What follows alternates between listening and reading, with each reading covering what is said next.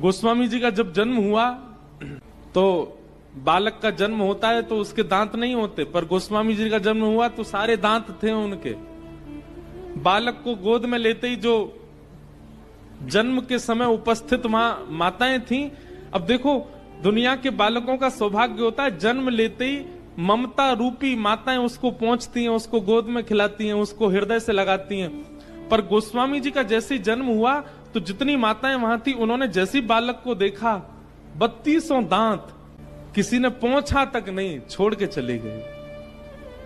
देख करके घबरा गए सब, ये कैसा बालक। सारी माताएं दूर खड़े होकर के तुलसीदास जी को देख रही हैं, क्यों? सारे दांत हैं उनके। और जब सब छोड़ करके चले गए तो छोटे से बालक को क्या पता होता है, पर गोस्वामी जी के मुख से स्वतः ही सबसे पहला शब्द भी प्रकट हो गया। लेकिन गोस्वामी जी बोल पड़े राम, और गोस्वामी जी का प्रथम नाम ही रखा गया था, पूरे गांव में उनका नाम प्रचलित था, राम बोला। क्या नाम था? राम बोला। मां ने प्राण त्याग दिए। कितना सहा गोस्वामी जी ने। पिता ने मन में विचार किया, जो जन्म लेते ही अपनी मां को खा गया, ये शुभ बालक नहीं है। तो एक दासी वहां थी, उस दासी से कहा तुम ले जाओ इस बालक को अपने साथ में। वो दासी ले गई गोस्वामी जी को, उनका लालन पालन करने लगी। लेकिन विधि का विधान, ठाकुर जी, लोग कहते हैं कितनी परीक्षा लेते हैं भगवान हमारी। सुनो गोस्वामी जी का चरित्र, थोड़े ही बड़े हुए थे, दासी के भी प्राण चले गए। दासी के गांव के लोगों ने जाकर के गोस्वामी जी के पिताजी से कहा कि आपका बालक है, आपने दासी को दे दिया था, अब उसके भी प्राण चलेगा, अब इसकी कौन देख रेख करेगा? तो पिताजी बोले, अरे मैं तो पहले ही समझ गया था कि ये शुभ नहीं है। जन्म लेती अपनी मां को खा गया, दासी को दे दिया, उसको खा गया, अरे ये जहां रहेगा सर्वनाश करेगा, मैं तो इसको नहीं रखूं। जिस काल में बालक को प्रेम चाहिए होते, उस काल में खेत में अकेले पेड़ के नीचे गोस्वामी जी बैठे हैं। उस समय बालक तो ये बोल भी नहीं सकता, ये पूछ भी नहीं सकता कि हे नाथ मेरा अपराध क्या है जो मेरे साथ ऐसा कर रहे हो आप। उस काल में बालक को केवल एक चीज की आवश्यकता होती, भूख लगी तो कुछ मिल जाए बस। चुपचाप गोस्वामी जी बैठे रहते और मन में विचार करते, क्यों सब मुझसे दूर जाते हैं, क्यों मेरे पास कोई नहीं बैठता, जैसे सबके बालक गोदों में रहते, मैं क्यों नहीं उसका अधिकारी हूं।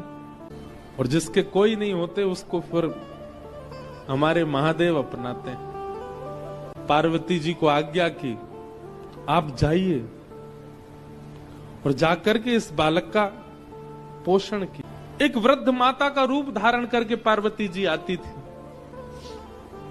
और कभी कुछ खिला जाती हैं, कभी कुछ पिला जाती हैं। शिव पार्वती को श्री गोस्वामी तुलसीदास जी महाराज अपना माता पिता भी मानते। क्यों? बोले मुझे तो सबने छोड़ दिया था, लेकिन इन्होंने ही मेरा लालन पालन किया। एक बार गोस्वामी तुलसीदास जी वृंदावन आए, तो वृंदावन में श्री भक्तमाल ग्रंथ के निर्माण का भंडारा चल रहा था। श्री नाभा गोस्वामी जी ने भक्तमाल ग्रंथ की रचना करने के बाद जरा भंडारा किया वृंदावन में। उसमें भारतवर्ष के सब संत आए, उसमें फिर गोस्वामी तुलसीदास जी भी आए। गोस्वामी जी भी आए तो इतनी संख्या में भीड़ बैठी थी, तो पीछे ही बैठ गए, सबसे पीछे बैठ गए गोस्वामी तुलसीदास जी महाराज। कहते हैं कि जब सामग्री परोसने का समय आया तो खीर परोस रहे थे सबको। तो आज भी वृंदावन में ऐसा नियम है कि जब कहीं जरा भंडारा होता है ना, तो संत जन अपने अपने टिफिन लेके जाते हैं, अपने अपने छोटे छोटे टिफिन ले जाते हैं। बाकी सब सामग्री तो वहीं पाके आते हैं, खीर उसमें भरवा के लाते हैं, और फिर उसको प्रेम से सुबह पालेंगे, फिर रात में पालेंगे, थोड़ी थोड़ी ठंडी करके पाते हैं। तो खीर परोस रहे थे, सब अपने अपना बर्तन आगे करके उसमें खीर ले रहे थे। वहीं गोस्वामी तुलसीदास जी के पास जब खीर परोसने वाले पहुंचे, उन्होंने कही, कहाँ है तुम्हारा बर्तन, कहाँ है, बर्तन लाओ। तो गोस्वामी जी के पास तो बर्तन था नहीं। सोचने लगे क्या करें, अरे जल्दी करो भाई, अपना बर्तन आगे करो। तो कहते हैं कि गोस्वामी तुलसीदास जी ने देखा कि इतने रसिक संत जन वहां बैठे, उनके सबकी पादुकाएं बाहर उतरी हुई हैं, उनमें किसी महापुरुष की पादुका जूते की आकृति में थी, उसमें थोड़ा अवकाश था, तो वही पादुका लेकर के आए और आगे करके बोले इसमें दे दो खीर, या में कर दो। तो जो खीर परोस रहे थे वो गुस्सा हो गए, अरे पात्र नहीं लेके आए हो, और ये क्या किसी महाराज की जो पादुका उठा करके कह रहे हो इसमें दे दो। तो कहने लगे नहीं भैया हमको इसी में ही दे दो, हमको इसी में ही पान करना है।